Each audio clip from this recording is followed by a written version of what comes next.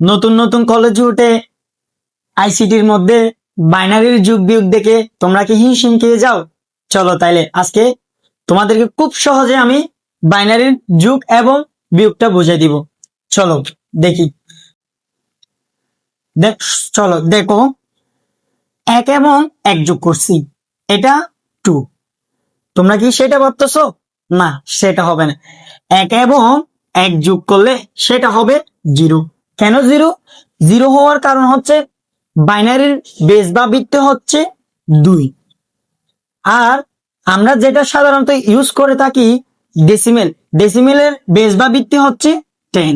আমরা যদি সাধারণত যোগ করার সময় যদি 10 আছে, 10 আসে, 10 আসার পর যদি আমরা যদি 8 সংখ্যা বসাই, তার মানে আমরা হাতে 1 নিই। ঠিক এখানেও বাইনারিতেও যদি 1 এবং 1 যোগ করার পর যদি 2 আসে, আমরা হাতে কত নিব? 1 নিব। ঠিক সেম এখানেও আমরা হাতে 1 নিছি, হাতে 1 নেওয়ার পরে 1 এবং 1 যোগ করছি, 1 এবং 1 যোগ করার পরে আবার কত হয়েছে? 2 হয়েছে। 2 মানে কি? 0। আবার এখানে দেখো, আবার হাতে 1 পাইছি, হাতে 1 পাওয়ার পরে 1 এবং আবার 1 যোগ করছি, কত হয়েছে? 2 হয়েছে। 2 হলে আবার 0। তারপর আবার হাতে 1 আছে, হাতে 1 আছে। তারপর এখানে দেখো, এখানে কিন্তু 3টা 1, 1 এবং 1 যোগ করছি, 2 হয়েছে। 2 এবং 1 যোগ করছি, 3 হয়েছে। 3 হলে কি আমরা পুরাপুরি 3 বসে দিব? না, 3 বসাবো না আমরা।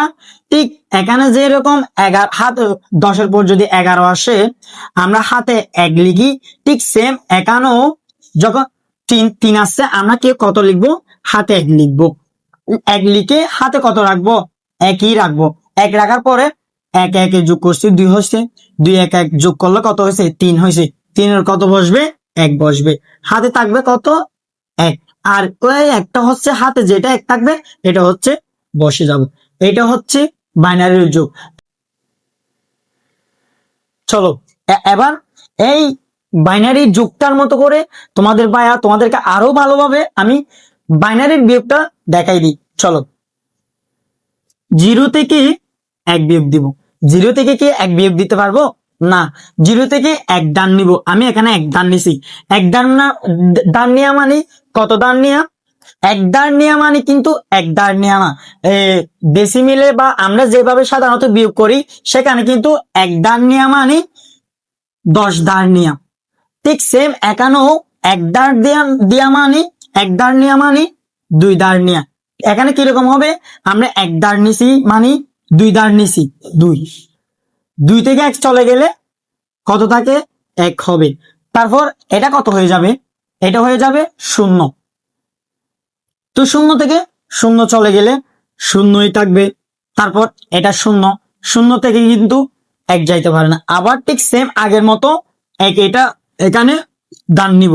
এই দান নিলে 1 এটা কত হয়ে যাবে? 10 হয়ে যাবে, অর্থাৎ 2 হয়ে যাবে। 2 থেকে যদি 1 চলে যায়, কত থাকবে? 1 থাকবে। এটা কত হয়ে গেল? 0। 0 দিছি। 0 দেওয়া যে এরকম, না দেওয়াও সেরকম।